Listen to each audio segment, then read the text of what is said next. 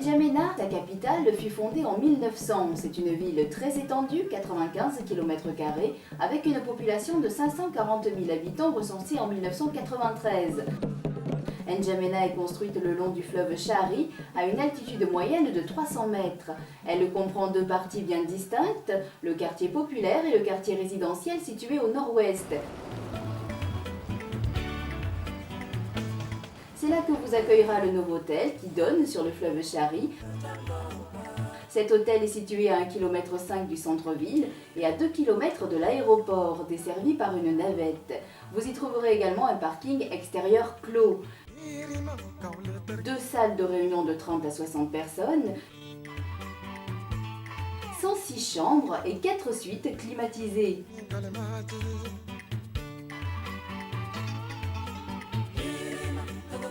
Les repas sont servis selon votre convenance, en salle, en terrasse ou en chambre de 6h à minuit. Un espace enfant est prévu.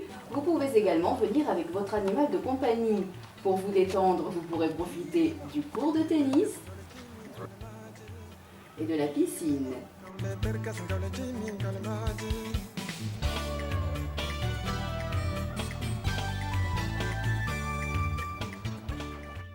Situé à 5 minutes de l'aéroport et du centre-ville, l'hôtel du Chari est un petit hôtel de charme mauresque, alliant le confort d'un hôtel de classe internationale et la chaleur de l'accueil sahélien.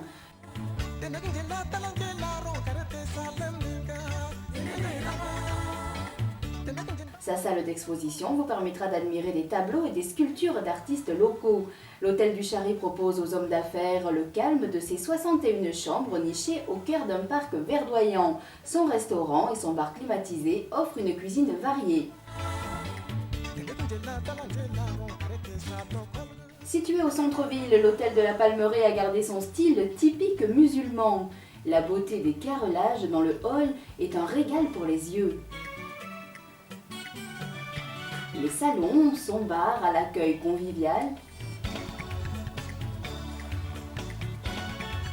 Ces salles de restaurant sont à votre disposition pour rendre votre séjour des plus agréables, ainsi que ces 16 chambres climatisées. Vous pourrez aussi vous détendre sur la terrasse ombragée, aux murs joliment décorés de paysages tchadiens.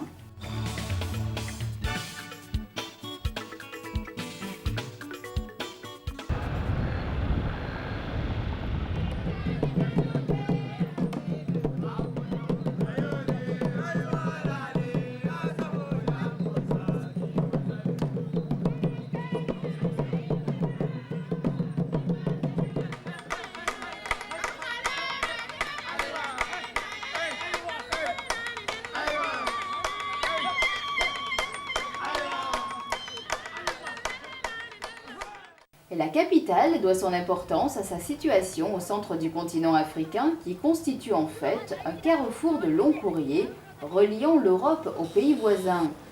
En ce qui concerne le réseau intérieur, bien que vaste, le pays possède un tissu de communication terrestre encore très faible. 12 000 km de route dont seulement 285 km sont pour le moment bitumés. Pour remédier à cette situation qui a un impact négatif sur l'économie nationale, le gouvernement a adopté un programme ambitieux pour la desserte des pôles économiques du pays, qui prévoit que Moundou et Abéché, la capitale économique du Nord, soient reliées chacune à N'Djamena par une route entièrement bitumée. Un goudron qui ne manque pas de faire la fierté des populations qui en bénéficient peu à peu dans le pays.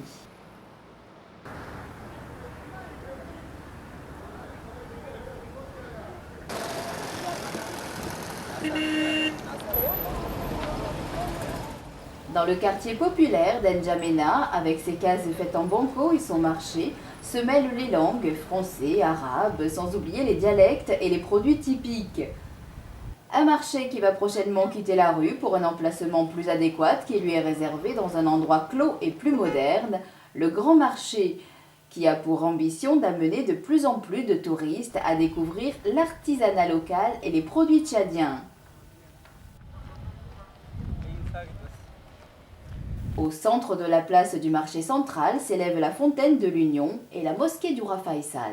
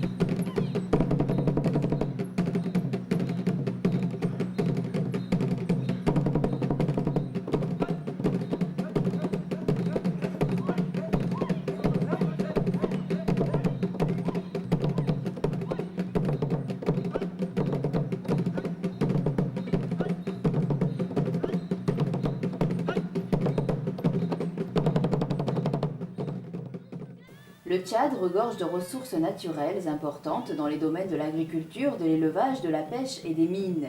La production agricole est essentiellement pluviale et vivrière.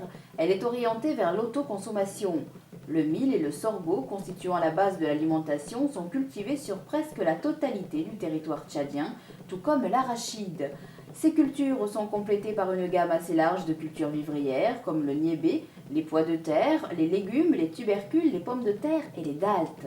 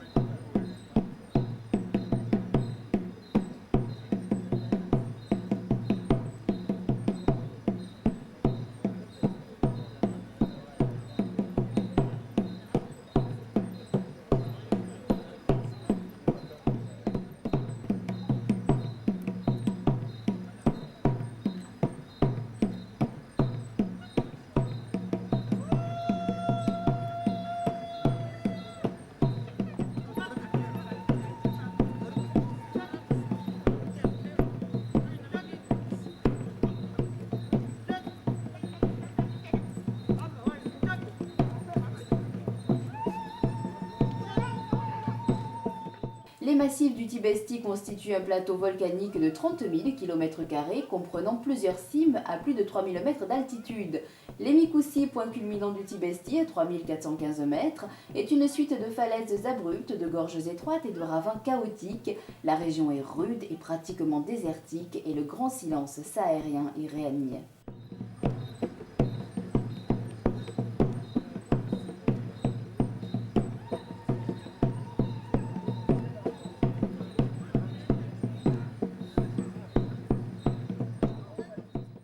Le trou du Natron est un vaste cratère de 6 km de diamètre à 700 mètres de dénivellation. L'aridité des falaises abruptes, des gorges encaissées et des cônes volcaniques contraste violemment avec la fraîcheur des oasis accueillantes de Zouar, nichées au fond d'un vaste cirque de grottes sauvages, de Bardaï et Aouzou, entourées de montagnes de grès et de la vallée de Soboror.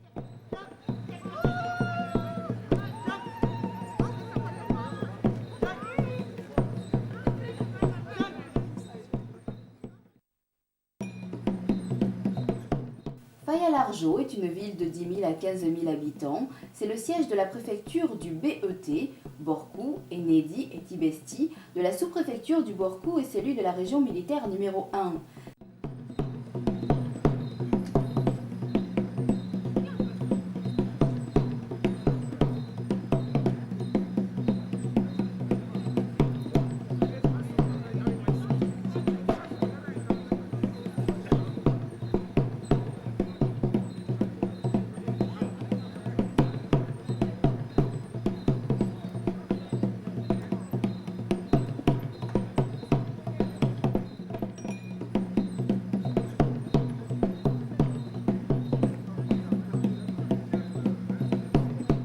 Faya et sa région présentent un intérêt incontestable par la beauté et la variété de ses paysages qui offrent des possibilités d'évasion extraordinaires, des moments intenses d'émotion et de profonde réflexion.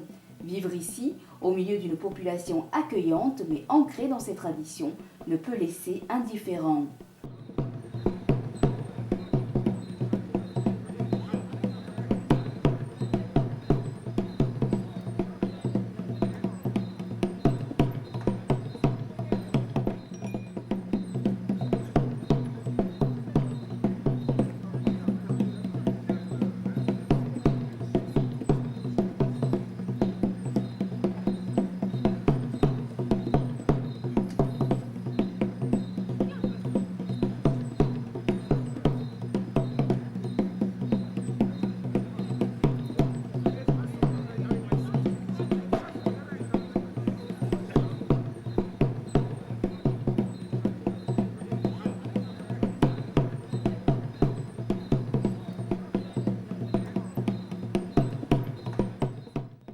Les gravures rupestres datant de la préhistoire qui ornent certaines parois rocheuses sont autant de richesses touristiques qui passionnent les visiteurs.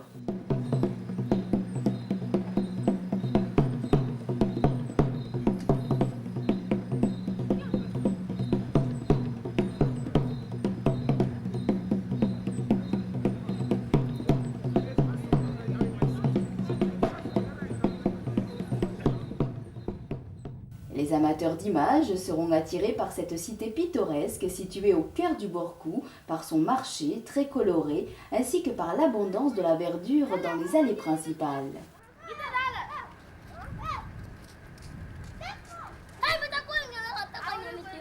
L'eau est présente partout dans la Palmeraie grâce à des puits, soit de faible profondeur mais dont l'eau est polluée par les rejets humains, soit grâce à des puits artésiens qui fournissent une eau de qualité mais impropre à la consommation en raison d'un taux de nitrite élevé. Elle est surtout utilisée pour l'irrigation.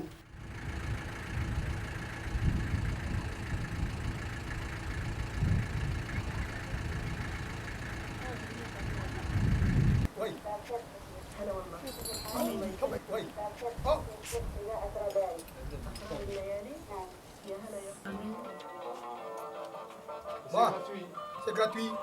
Ah, c'est bon, c'est bon, c'est bon. C'est gratuit, c'est le dernier prix, ça.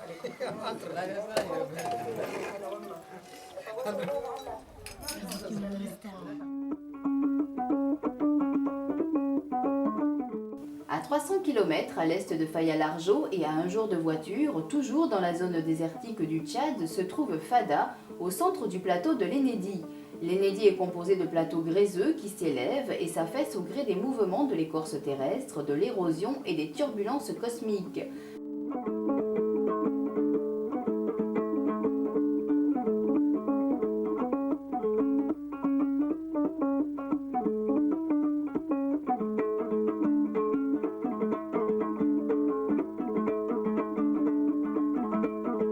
Nous voilà au cœur de la Guetta d'Archer. Les eaux sont captives et avec elles les derniers crocodiles témoins vivants d'une époque où le Sahara était une savane ondoyante traversée par les grands animaux. Pour avoir une chance d'apercevoir les crocodiles, il est nécessaire d'être présent le matin ou le soir. Les moins courageux se contenteront de leurs traces.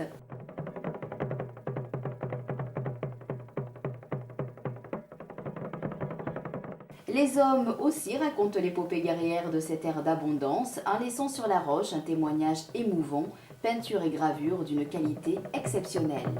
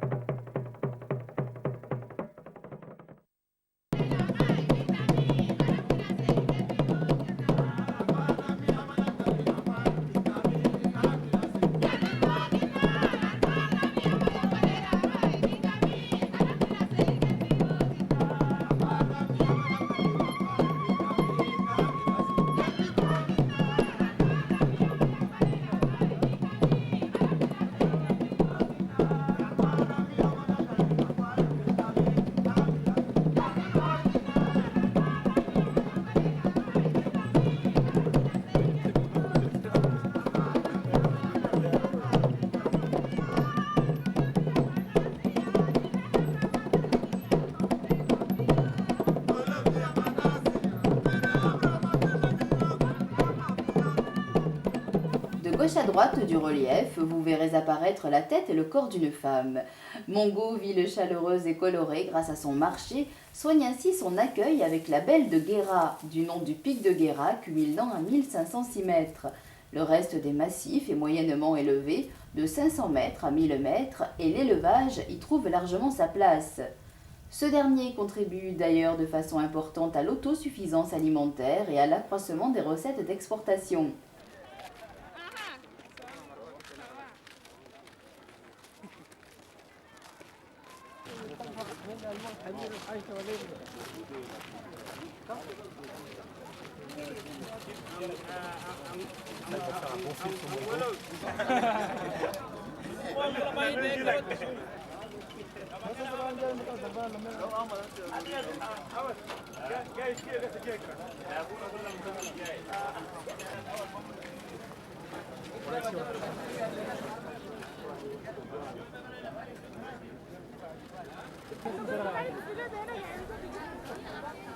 اللي قسم D'accord.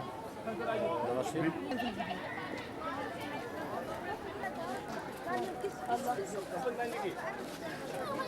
كورة ب5 وانا كان ب5 ما كرة تبقى 5 أو كرة ب3 ب5. ايوه ما ده بقى انا ده ما القى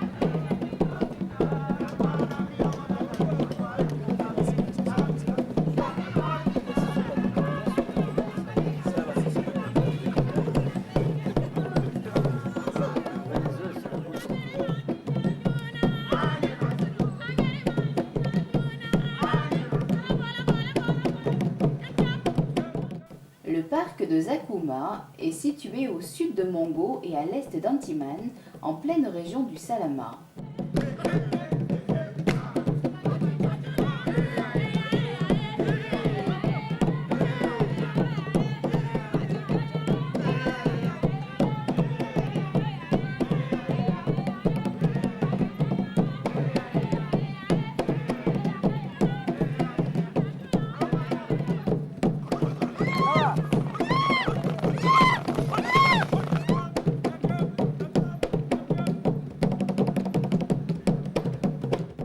D'antilopes, des lions, des guépards, des panthères, mais aussi hordes d'éléphants et de buffles, troupeaux de girafes, rhinocéros, peuvent être observés le long des 700 km de pistes de vision.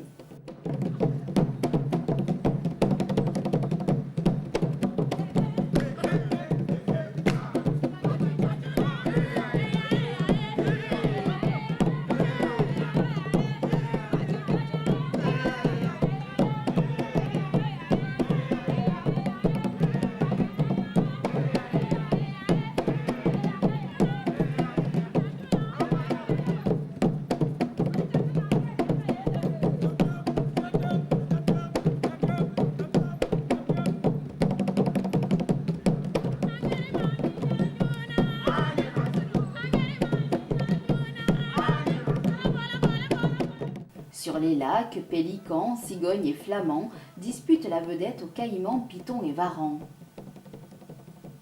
L'intégrité du parc, l'abondance des animaux, la succession de ses paysages, forêts sèches de gommiers et savanes immenses, en font un des hauts lieux d'observation de la grande faune africaine.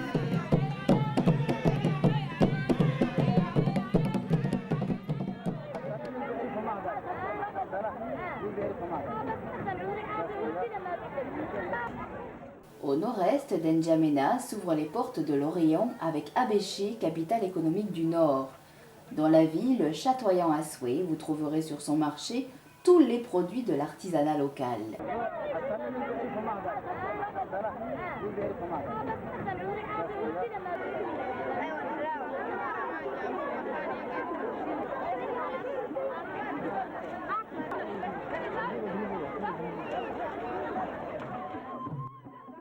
Et vous aurez peut-être la chance de partager la joie d'une future mariée.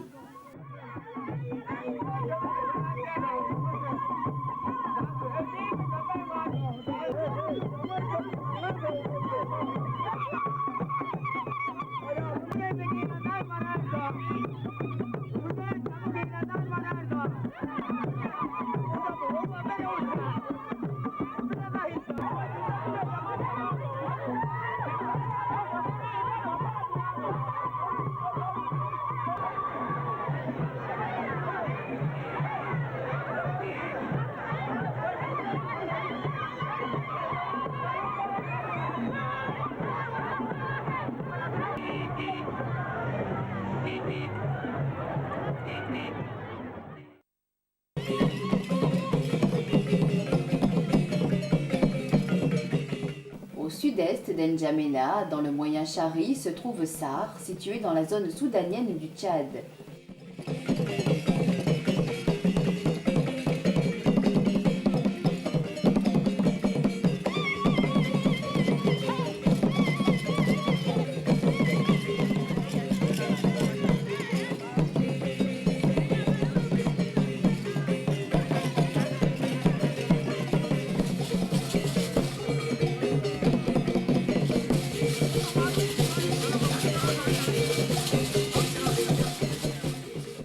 cœur d'une zone massif n'excédant pas 200 mètres de hauteur et situé au bord du fleuve Chari, Sarre s'est spécialisée dans la récolte et la transformation de la canne à sucre. Une activité dont elle tire sa principale richesse et qui a abouti par ricochet à la création de nombreux villages autour de la ville emplis de travailleurs, tous employés à la Sonasut, l'usine de canne à sucre.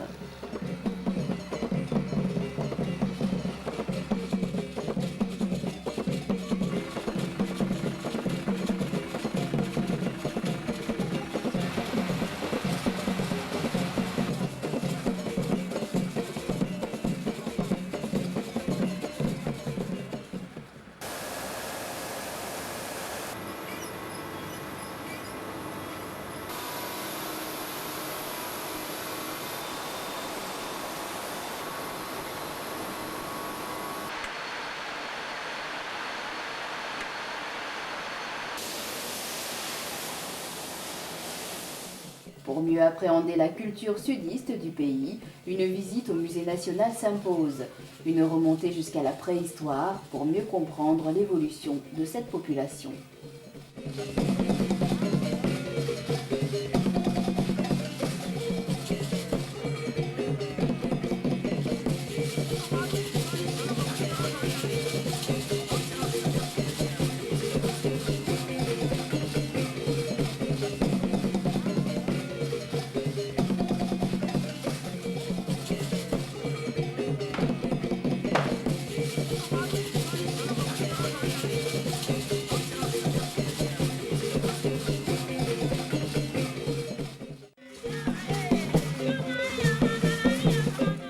Au sud d'Njamena et à l'ouest de Sarre se trouve Moundou, dernière étape de notre voyage.